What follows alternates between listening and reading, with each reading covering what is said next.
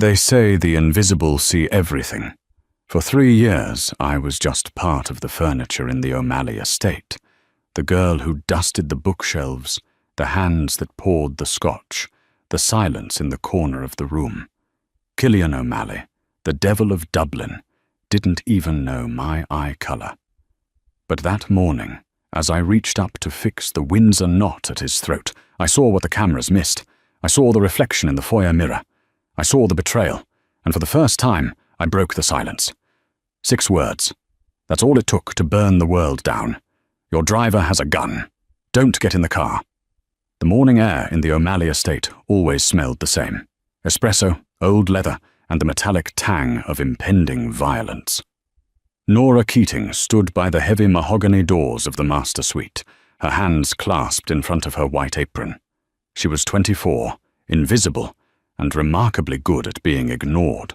For 3 years, she had navigated the shark tank of the East Coast's most feared criminal syndicate without making a ripple.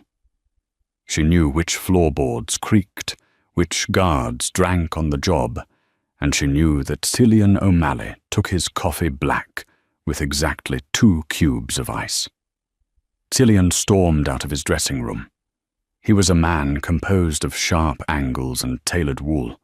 At 32, he ran the O'Malley empire with a cruelty that had become legendary from Boston to Baltimore. He was handsome, in the way a storm front is beautiful, dark, imposing, and capable of ruining you without a second thought.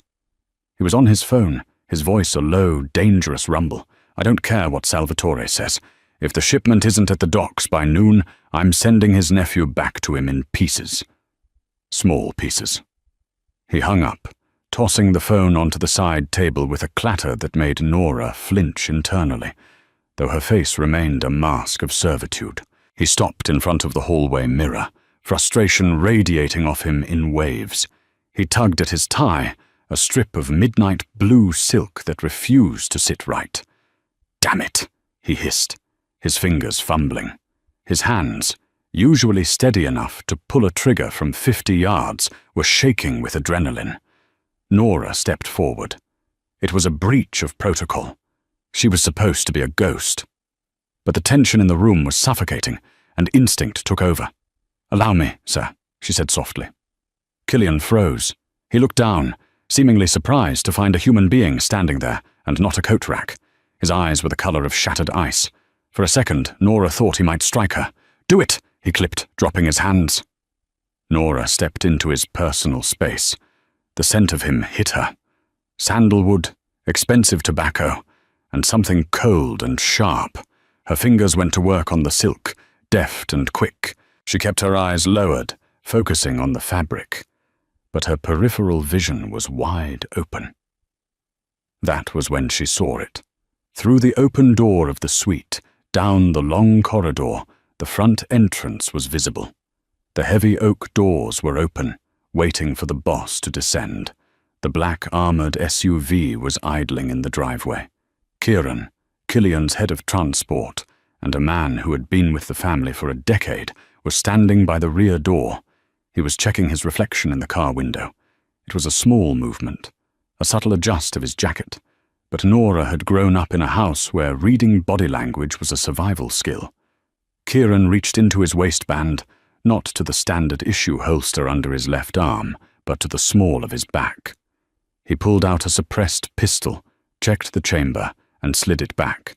Then he looked up, not at the house, but at the roof. He signaled. A quick tap to his ear. The sniper check. Nora's heart hammered against her ribs like a trapped bird. If Cillian walked out that door, he was dead. If she spoke, she might be dead. She tightened the knot, sliding it up to his collar. She dared to look up, meeting Cillian's gaze. His eyes were narrowed, analyzing her sudden proximity. "It's crooked," she whispered, leaning in as if to smooth the collar. Her lips were inches from his ear. "What?" Cillian asked, his voice impatient. "Your driver," she breathed, her voice barely audible over the hum of the air conditioning. "Kieran. He just checked a secondary weapon at the small of his back, and he signaled the roof." Cillian didn't flinch. He didn't look towards the door. He didn't gasp. He went perfectly, terrifyingly still. The only sign that he had heard her was the slight tightening of his jaw. "You're the maid," he said, his voice flat. "Nora." He knew her name. "Yes, sir." "If you're lying to me, Nora, I will kill you myself before breakfast." "He signaled the roof, sir," she repeated, her hands pulling away from his tie, smoothing it down one last time. "Don't get in the car." Killian stepped back. He adjusted his cufflinks, his expression bored, detached. He walked to the doorway of his suite and shouted down the hall, "Kieran!" The driver looked up, startled. "Boss?" "Bring the car around to the side entrance. I need to pick up the files from the study." "Boss, we're running late for the sit-down with the Russians," Kieran called back, a bead of sweat visible on his forehead even from this distance. "The route is set." "I said, bring it around," Killian commanded.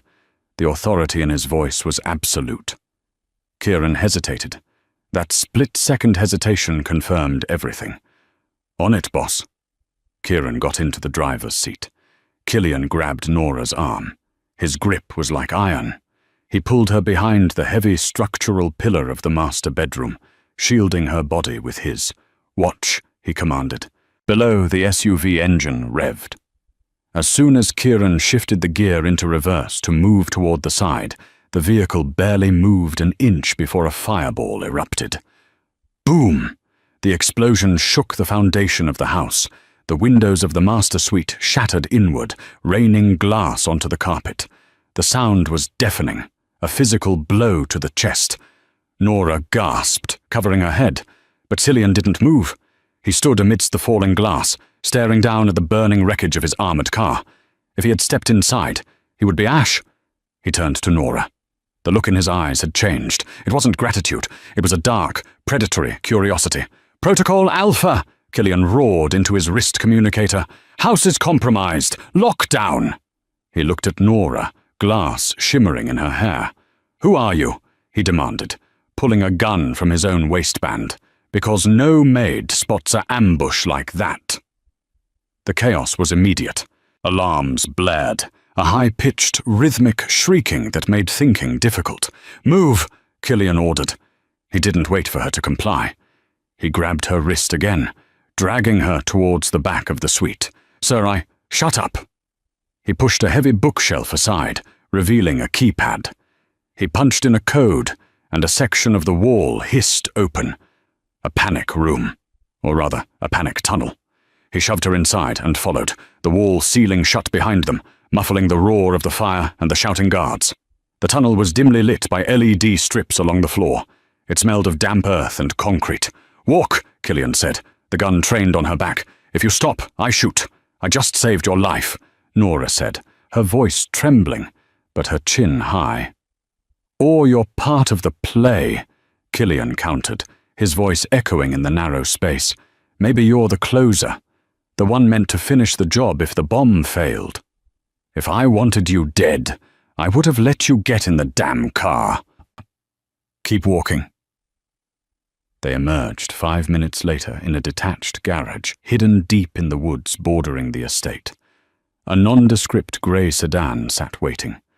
Killian threw her into the passenger seat and zip-tied her hands to the door handle before she could blink. He drove like a madman, tearing through the back roads of the Hamptons, putting miles between them and the smoke rising from his estate. He didn't speak for an hour. He drove with one hand on the wheel, the other holding his phone as he barked orders in a mix of English and Gaelic. "Burn the staff records." "No. Trust no one." "Declan, meet me at the safe house in Montauk. Bring the kit. We have a guest." Nora stared out the window. Her life as a ghost was over. They arrived at a brutalist concrete structure overlooking the ocean. It looked less like a house and more like a fortress.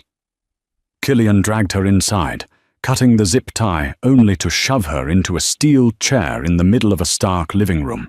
He paced in front of her, jacket discarded, sleeves rolled up.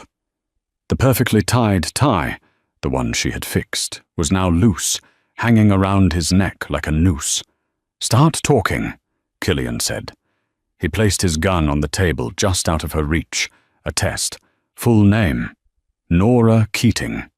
That's the name on your employment file. Checked out by my security team. Clean background, no debt, no family. Just a girl from Queens who needed a job. Killian leaned in, his hand slamming onto the arms of her chair. But normal girls don't know what a check sign looks like. Normal girls don't know that Kieran carries a secondary piece. I observe, Nora said, pressing her back into the chair. It's my job. Your job is to clean toilets and fold sheets. Your job is not to analyze tactical signaling. He reached into his pocket and pulled out a switchblade. He flicked it open. Nora didn't flinch. Killian paused. You didn't blink. My father, Nora said quietly. He was a gambler. Bad one. When I was a kid, men used to come to the house. I learned to watch their hands. If they touched their belt, I hid under the sink. If they touched their nose, they were bluffing. If they looked at the door, they were leaving. Killian studied her face. That's a touching story. But Kieran wasn't a gambler. He was a professional hitman on my payroll. He was sweating, Nora said. He never sweats. And the bulge in his jacket, the fabric pulled to the left. His standard issue is a Glock 19, worn on the right. The pull was wrong. It was heavy. A jammer or a detonator? Killian straightened up, the knife lowering slightly. He looked impressed despite himself. You noticed the fabric displacement. Silk-wool blend, Nora murmured. It drapes heavily. It shouldn't bunch unless there's something blocky underneath. Killian laughed, a dry, humorless sound. A fashion critique saved my life. The door to the safe house burst open. Nora jumped, but Killian remained calm. A massive man walked in. Declan, Killian's second in command. He looked like he was carved out of granite. Boss, Declan grunted. Estate is secure. 3 dead.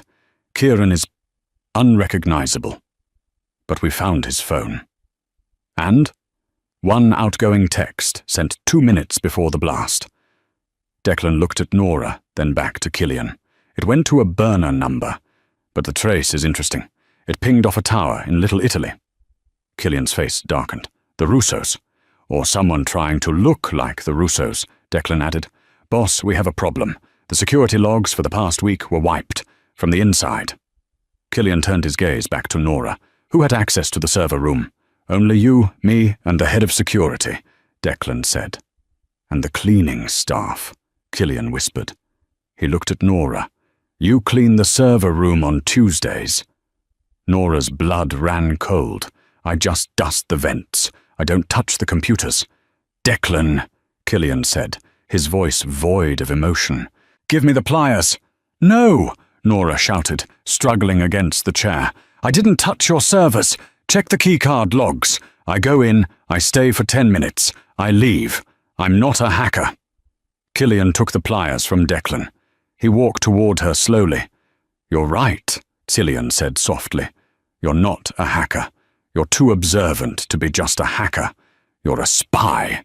I'm not. Then prove it, Killian snapped. Tell me something about Declan right now that a maid shouldn't know. Prove your powers of observation are real and not just intel fed to you by my enemies. Nora looked at Declan. She scanned him frantically. The giant man stood stoically, arms crossed. His left boot, Nora gasped. The sole is worn down more than the right. He had a limp recently, an injury he's hiding. And he smells like peppermint and gun oil. But under that, cheap vanilla perfume. Declan stiffened. He's seeing someone, Nora rushed on. Someone he shouldn't be, because he checks his watch every time you mention the South Sector. That's where she lives. The vanilla. It's sweet nothings, a drugstore brand. He's dating a civilian, or a pro. The room went silent. Killian looked at Declan. Declan's face turned a shade of crimson. Boss, it's not. Is she right? Killian asked, his voice lethal. Declan looked down. It's the waitress at the diner on 4th. It's nothing, Killian. Killian dropped the pliers. He looked at Nora with a newfound respect, and something else. Wariness.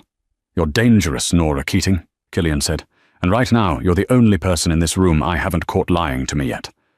The sun had set, casting the safe house in long, bruised shadows. The atmosphere was brittle. Killian sat by the window, watching the dark road.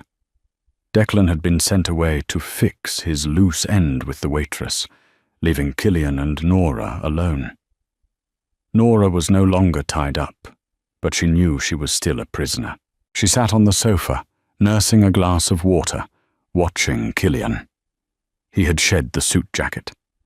The white shirt was unbuttoned at the top, sleeves rolled up to reveal forearms corded with muscle and covered in faint scars. "Why are you still here?" Killian asked without turning around. "Because you have men with guns at the gate," Nora replied dryly. "I mean, why at the estate?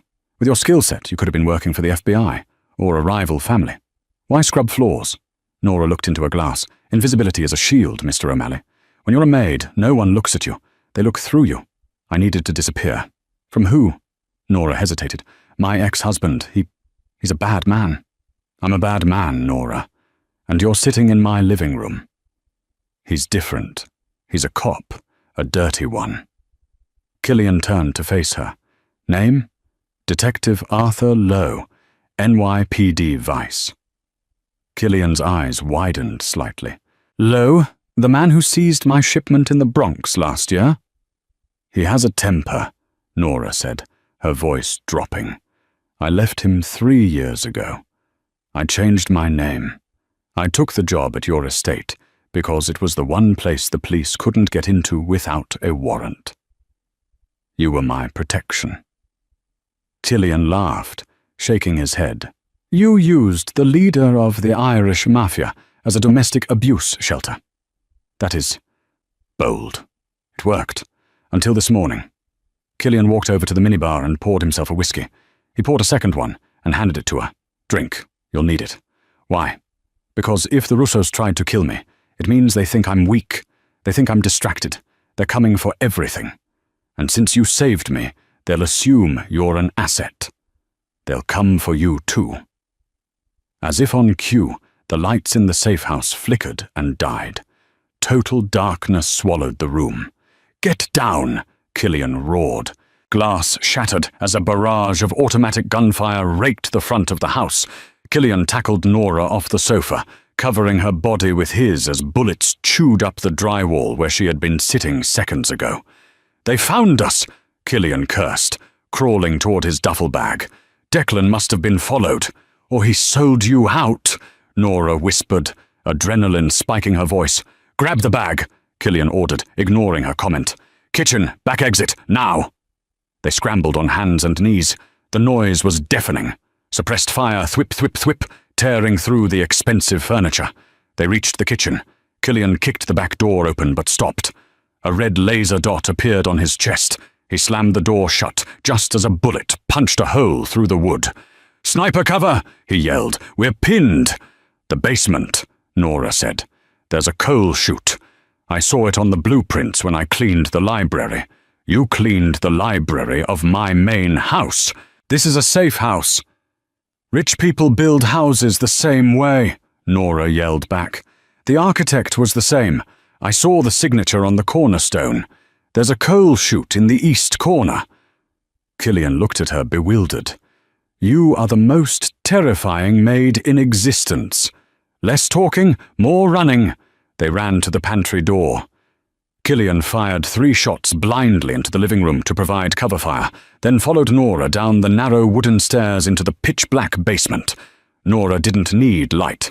She felt her way along the wall, counting steps. "Here." She found the latch. It was rusted. "Help me!" Killian holstered his weapon and grabbed the wheel of the chute door. With a grunt of exertion, he wrenched it open. Moonlight spilled in. "Go," he said, boosting her up. Nora scrambled through the narrow opening, spilling out onto the wet grass of the backyard. She reached down, grabbing Killian's hand.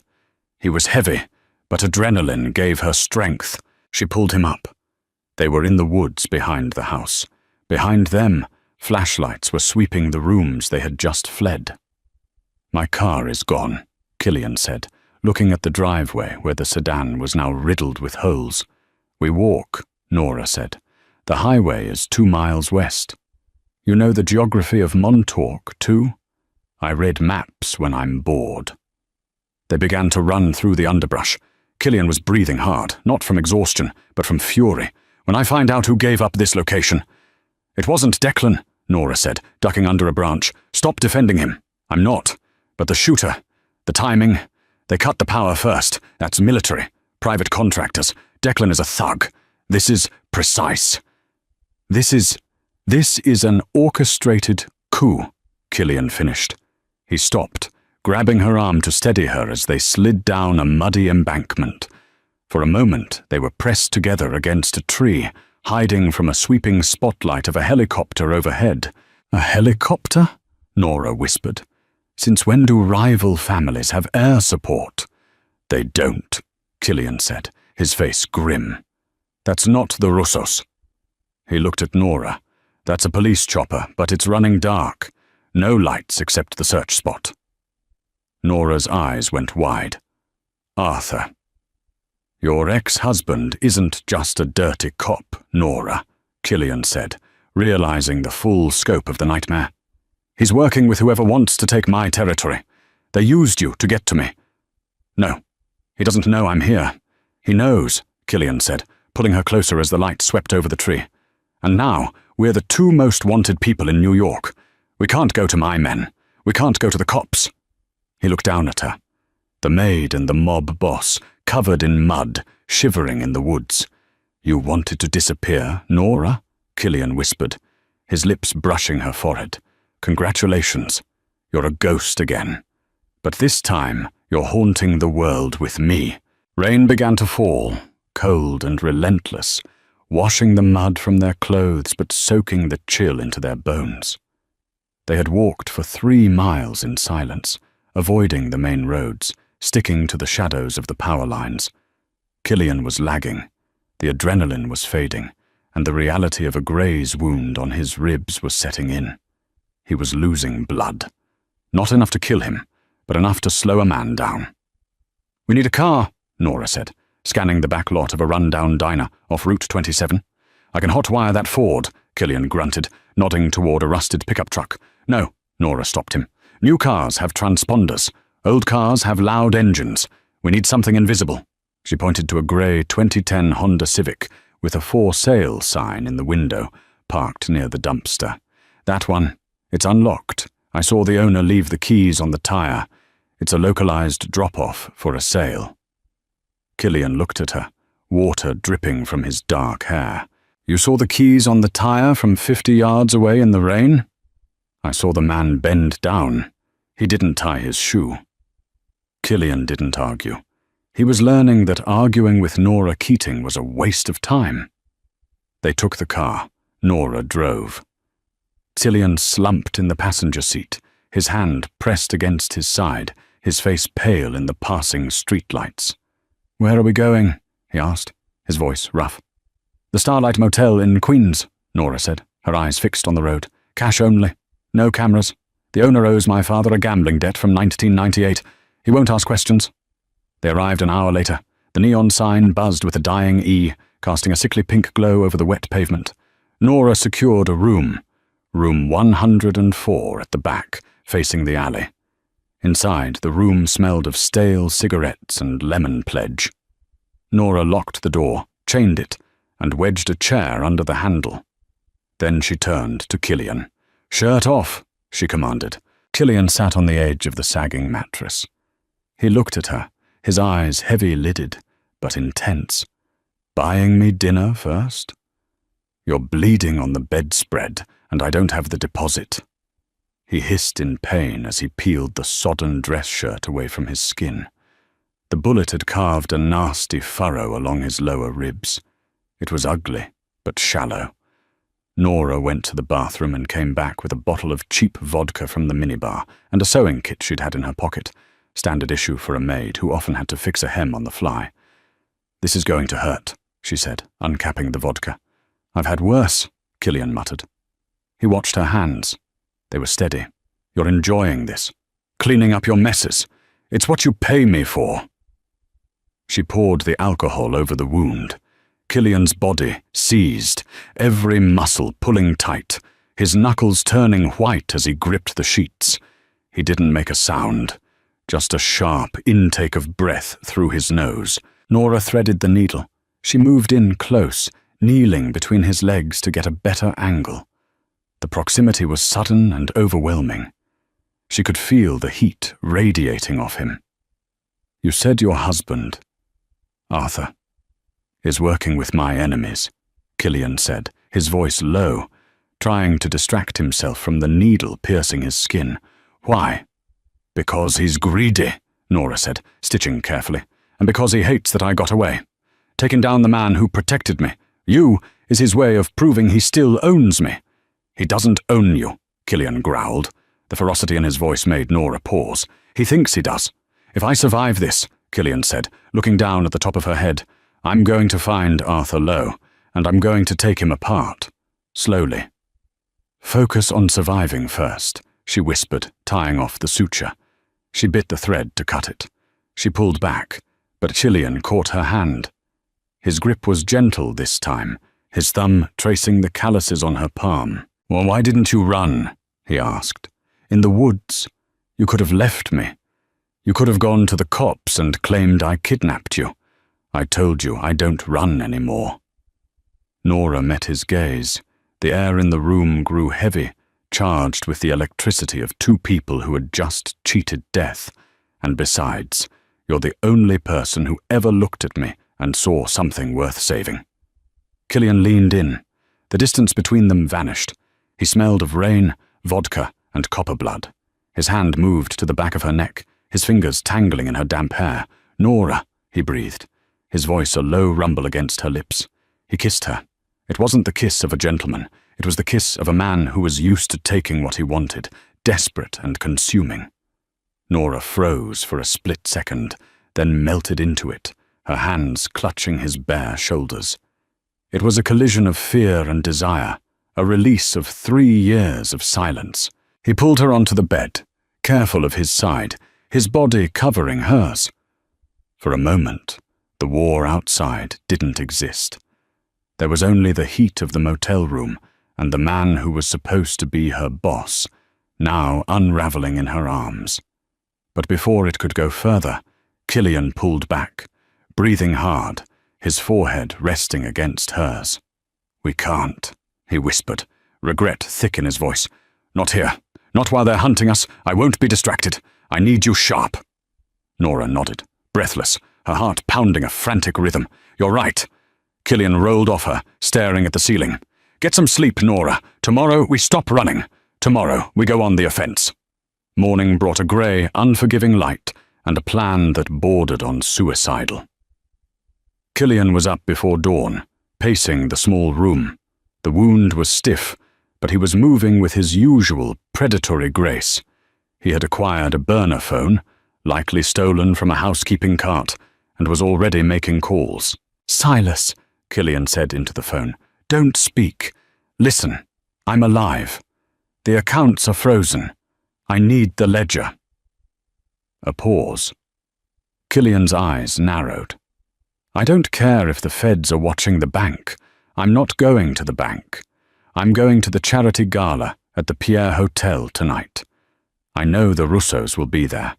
I know Arthur will be working security detail. Bring the key to the suite, room 412. He hung up and crushed the phone under his boot. Nora sat up, rubbing sleep from her eyes. "The Pierre? Killian. That's the most public venue in the city. Every crime family in the tri-state area uses that gala as neutral ground." "Exactly," Killian turned to her, a wicked grin spreading across his face. It was the smile of the devil of Dublin. "They think I'm dead, Nora, or running.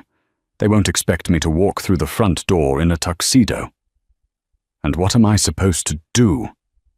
Killian looked her up and down. "You're going to be the distraction. Underscore, underscore, underscore, underscore, underscore, underscore, underscore, underscore, underscore, underscore, underscore, underscore, underscore, underscore, underscore, Underscore. 3 hours later, Nora stood in front of a mirror in a high-end boutique in Soho. Killian had convinced the owner to open early, with a wad of cash he'd had stashed in his boot. The dress was emerald green silk, backless, with a slit that went up to her thigh. It fit her like a second skin. It was a weapon. Killian stepped out of the fitting room in a black tuxedo, tailored to hide the bandage around his ribs. He stood behind her, watching their reflection.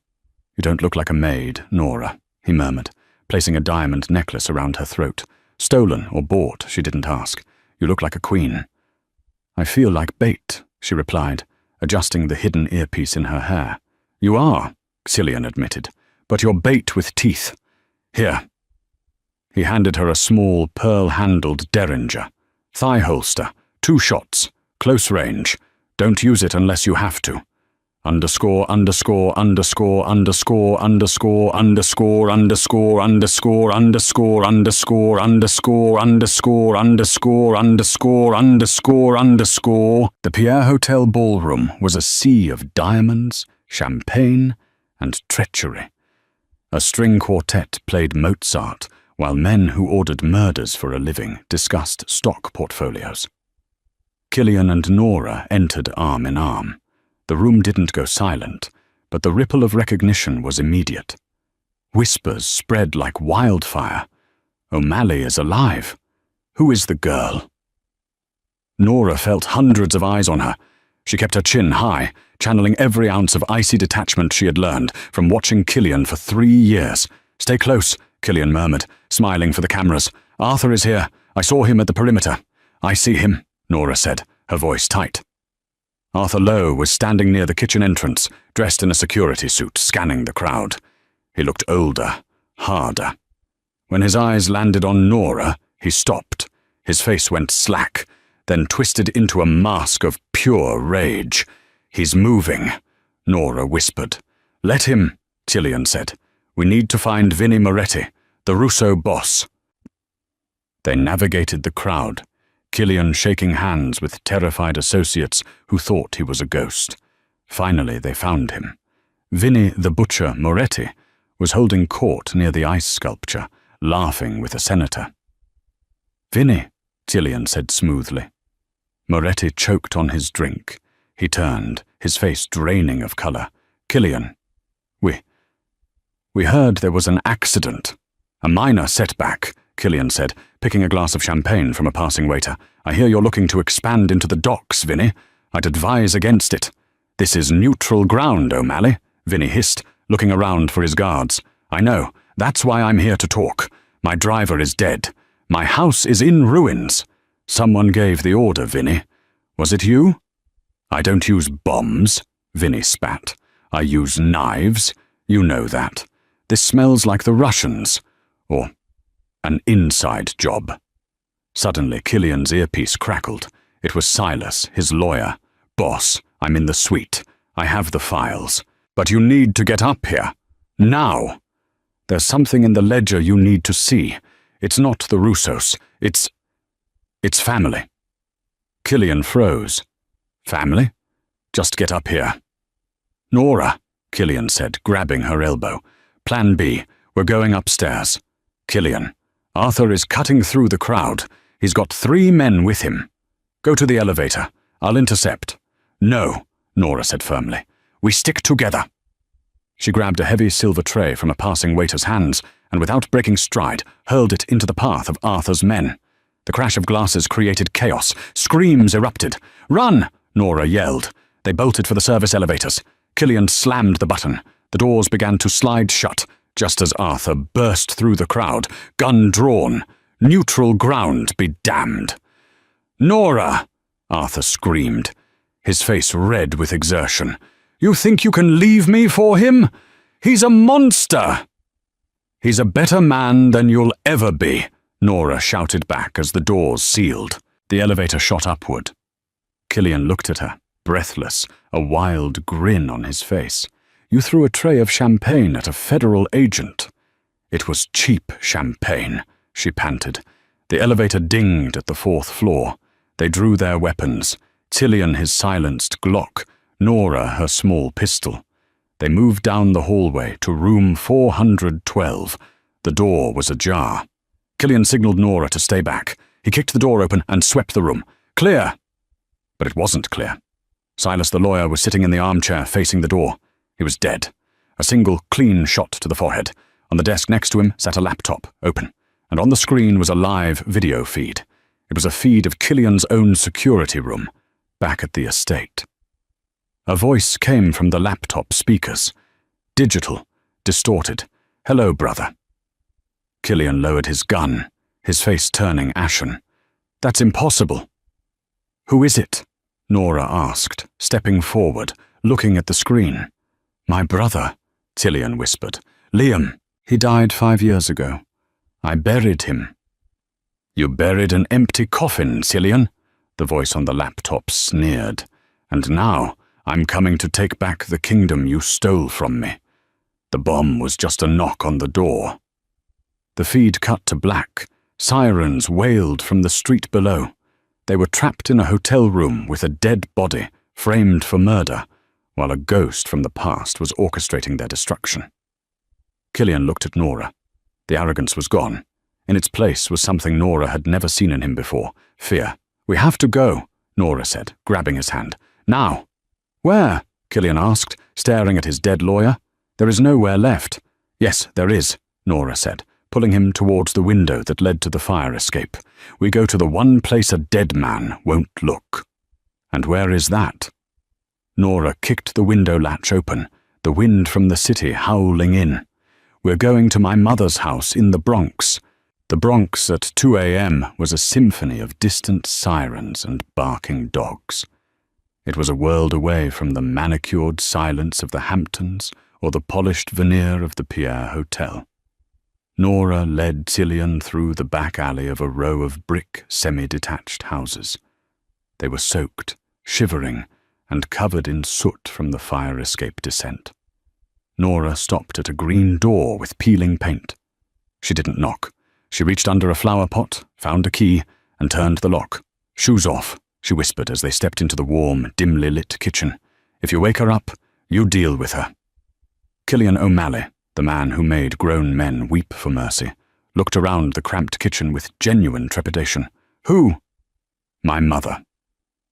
They didn't make it past the refrigerator before the overhead light snapped on. Sitting at the small circular table, a cigarette burning in an ashtray, was a woman in a floral housecoat. She had Nora's eyes and a face carved from granite.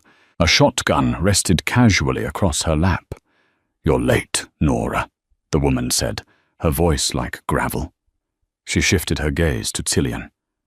"And you brought a stray in a tuxedo."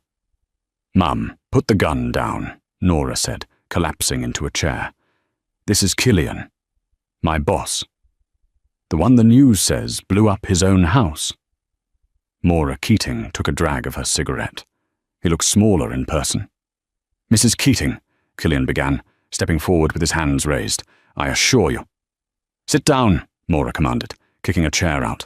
"You look like hell. I'll make tea. If the cops come, you're in the attic. If the Italians come, you're in the basement." For the next hour, the most feared crime lord in New York sat at a formica table in the Bronx, drinking Barry's tea and eating soda bread, while Nora's mother cleaned and redressed his wound. "It's a clean shot," Maura muttered, taping gauze over his ribs. "You're lucky. Arthur used to shoot worse than this when he was drunk." Cillian froze. "You knew Arthur?" "I hated him," Maura said, her eyes flashing. "But Nora, she thought she could fix him, just like she thinks she can fix you." Nora slammed her mug down. "I am not fixing him, Mum. I am saving his life. There's a difference." "Is there?" Maura looked at Cillian. "My daughter has a habit of finding broken things and bleeding herself dry to put 'em back together. Don't you dare let her bleed for you." Cillian looked at Nora. She was exhausted, her hair messy, wearing one of her old, oversized hoodies she'd pulled from a closet. She looked vulnerable, yet utterly invincible. "I intend to do the bleeding, Mrs. Keating," Killian said quietly. Mora held his gaze for a long moment, then nodded. Good. Now, the laptop. You said there was a feed? Killian pulled the stolen laptop from his bag. He opened it on the kitchen table. The video feed from the hotel room was gone, replaced by static. But Killian brought up the cached image of the room where the broadcast had originated. I know this room, Killian said, squinting at the screen. Stone walls, high arches, no windows. It looks like a church, Nora said, leaning over his shoulder. No, Mora interrupted, pointing a calloused finger at the corner of the screen. Look at the floor. That's not stone. That's industrial tiling. And that symbol on the wall, the faint one behind the chair? Killian zoomed in. It was a faded cross, but stylized. St. Jude S., Killian whispered, the blood draining from his face. The old orphanage in Hell's Kitchen. My father bought the building in the 90s to launder money through charitable donations. It's been condemned for 10 years. Why would Liam be there?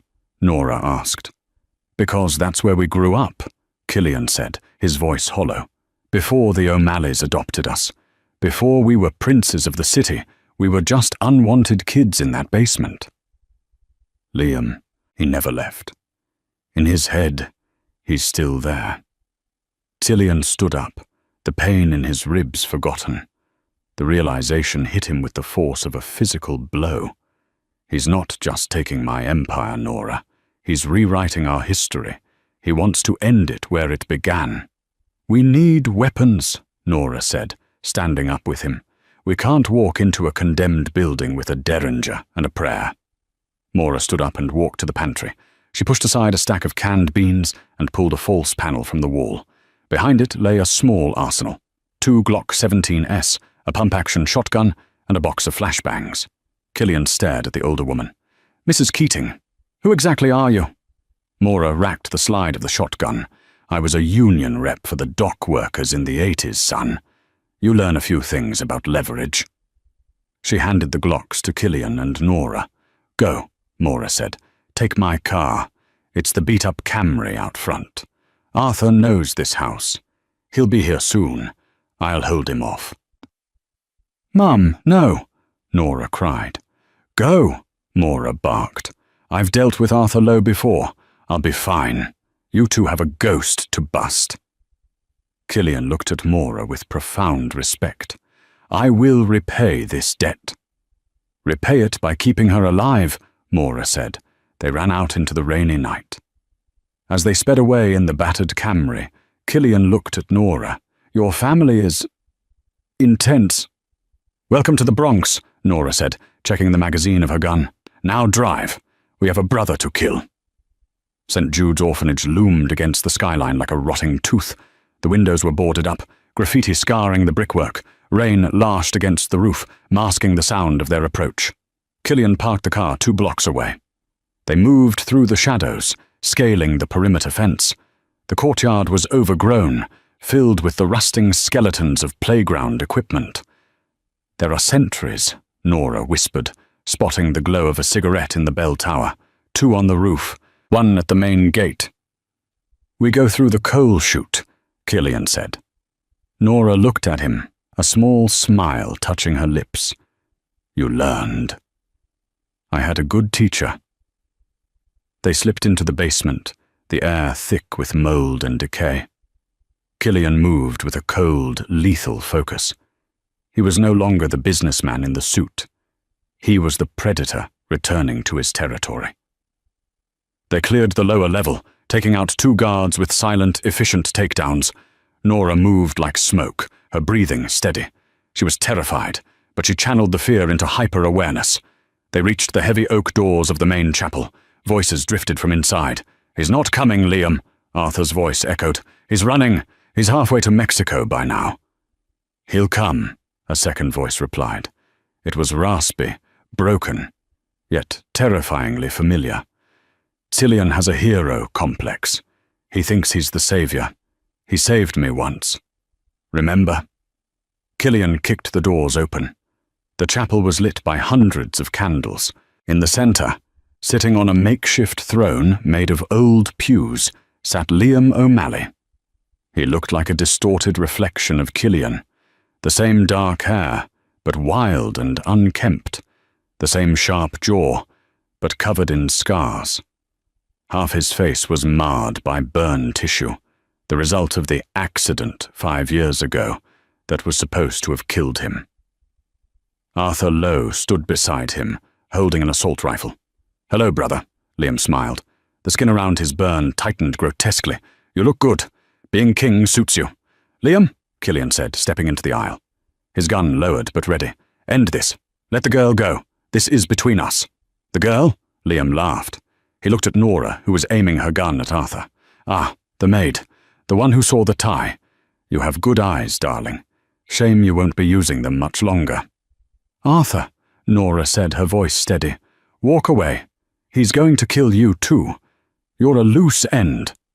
"I'm a partner," Arthur shouted, his eyes manic. "We're splitting the territory. I get the ports, he gets the city. And I get you, Nora. Back where you belong." "She belongs to no one," Cillian snarled. "Sentimental," Liam tutted. "You were always soft, Cillian. That's why Father favored me. Until I made a mistake. You burned down a tenement building with families inside because they missed a payment," Cillian yelled, his composure cracking. "That wasn't a mistake, Liam. It was a massacre. I didn't kill you because I couldn't pull the trigger on my own blood. I sent you away to get help. You sent me to rot," Liam screamed, standing up. "And now I'm going to burn it all down. Starting with you." Liam pressed a button on a remote in his hand. Click. Nothing happened. Liam frowned. He pressed it again. Click. "Looking for the C4 charges on the pillars?" Nora asked, her voice ringing clear in the chapel. Liam and Arthur froze. "While you were monologuing," Nora said, stepping forward, "I noticed the wiring running along the skirting boards. It was too new for an old building. While Cillian distracted you, I cut the receiver line at the door." Cillian smirked. "Like I said, she's the best." "Kill them!" Liam shrieked. Arthur raised his rifle, but Cillian was faster. He fired 2 shots. Arthur took them in the chest, staggering back, falling over the altar railing. Chaos erupted. Guards poured from the vestry. Cillian dove behind a pew, returning fire. Nora rolled toward the side aisle, using the stone pillars as cover. "Cover me!" Cillian yelled. Nora popped up, firing with terrifying accuracy, suppressing the guards on the balcony. Cillian sprinted down the center aisle, vaulting over the debris, heading straight for Liam. Liam pulled a jagged knife from his belt, his favorite weapon. He lunged at Cillian. They crashed into the altar, knocking over candles. The dry wood of the old pews caught fire instantly. The chapel began to fill with smoke. It was a brawl, brutal and ugly. Liam fought with the strength of the insane, slashing at Cillian's face. Cillian blocked, grunting as the blade sliced his forearm. He headbutted Liam, shattering his nose, but Liam just laughed, blood spraying. "We die together, brother!" Liam screamed, tackling Cillian into the growing flames. "Nora, get out!" Cillian roared, struggling to hold Liam back. "No!" Nora shouted. She saw Arthur's fallen rifle. She scrambled for it, sliding across the floor. She raised the weapon. The smoke was thick. She couldn't get a clean shot without hitting Cillian. "Cillian, move!" Cillian kicked Liam in the chest, creating a foot of separation. Bang! Nora fired a single shot. Liam jerked. He looked down at the hole in his chest. He looked at Nora, then at Cillian. A look of genuine surprise crossed his face. "The maid!" he gurgled. He collapsed backward into the fire. Cillian scrambled away from the flames, coughing. He looked at the burning body of his brother. There was no time for mourning. The fire was climbing the walls, consuming the old orphanage. He ran to Nora. She dropped the rifle, her hands shaking. "Arthur?" she asked. Cillian checked the body behind the altar. Arthur Lowe was dead, his eyes staring blankly at the ceiling. "It's over," Cillian said. He grabbed Nora's hand. "We have to go. The fire department is coming." They stumbled out into the cool night air just as the stained glass windows of the chapel blew out, sending a shower of coloured glass onto the wet pavement. They stood by the fence, watching the inferno. The sirens were getting louder. Cillian turned to Nora. He wiped a smudge of ash from her cheek. "You saved me," he said, again. "I told you," Nora whispered, leaning into his touch. "I don't like crooked ties, and I don't like loose ends." "Oh." Cillian pulled her into him, kissing her fiercely against the backdrop of the burning past. There was no hesitation this time, no pulling away. "I have no house," Cillian said, resting his forehead against hers. "My money is frozen. My reputation is in tatters. I am a king without a kingdom." Nora looked at him, her eyes shining in the firelight. "Then we build a new one," she said, "together." The skyline of Manhattan glittered like a diamond necklace. In the penthouse of the newly constructed O'Malley Tower, the air smelled of expensive perfume and fresh ink. Nora Keating walked into the office. She wasn't wearing a maid's uniform. She was wearing a tailored white suit that cost more than her mother's house. She placed a file on the massive ebony desk. "The merger with the Asian syndicates is complete," she said, "and the shipping routes are secure. No contraband. Just legitimate trade. Mostly." Cillian turned his chair around. He looked tired but content. The darkness that used to haunt his eyes was gone, replaced by a steady, quiet confidence. He stood up and walked over to her. "And the security?" he asked. "Tight as a drum," Nora smiled. "I checked the stuff myself. No hidden weapons, no secret radios, and definitely no crooked ties." Cillian reached out, adjusting the collar of her blouse. His fingers lingered on her skin. "You know," he murmured, "I'm thinking of firing my head of operations." "Oh?" Nora raised an eyebrow. "Why is that?" "Because," Cillian said, leaning down to kiss her, "I want to make her my wife instead." Nora laughed, a sound that was light and free. "I'll consider the offer, but the benefits package better be good. Lifetime supply of black coffee." "Deal." They stood together at the window, looking out over the city they owned. They weren't just survivors anymore.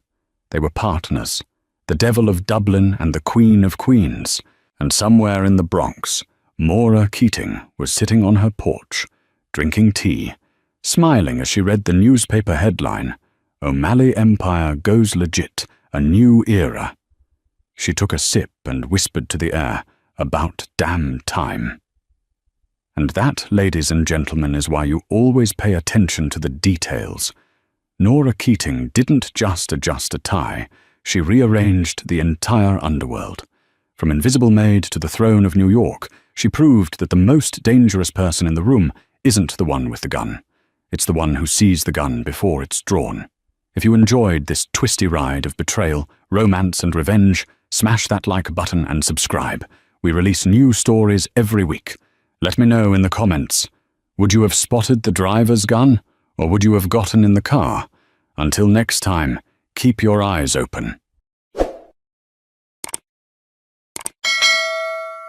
Is Homesick. Homesick, I found recently. The song is Perfect Disciple. Oh, that's actually very, very apropos. Very, very something. Homesick is the artist. She's great. I just discovered her work recently. Whoa, what the hell? How do I keep doing weird shit? Okay. Homesick is the artist. In about 9 hours, I'll have to continue the Lord of the Ring weekend we started with 2 friends. 10 hours to go. Oh my God. What have you... Okay. What do you mean continue? What, have you watched 1 so far? Leah, thank you. I'm getting quicker, I think. Chat, do we agree? I mean, maybe you wouldn't agree right now. I feel like I've been yapping for a while, but...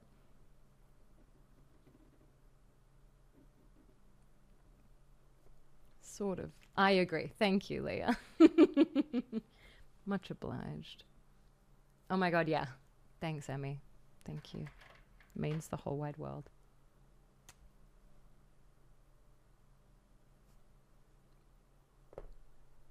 Today we watched like 8 hours of The Hobbit, all extended editions. Tomorrow we'll continue with the actual Lord of the Rings extended editions. Phenomenal. Phenomenal. Oh my god. Love your work. I think I've only seen the first of the Hobbit movies. Did you enjoy the rest? Nerds! And proud, Prime. And proud. The news right now. What's going on, Rect? It'd be a lot faster if it weren't for all the distractions. Yeah, this is true.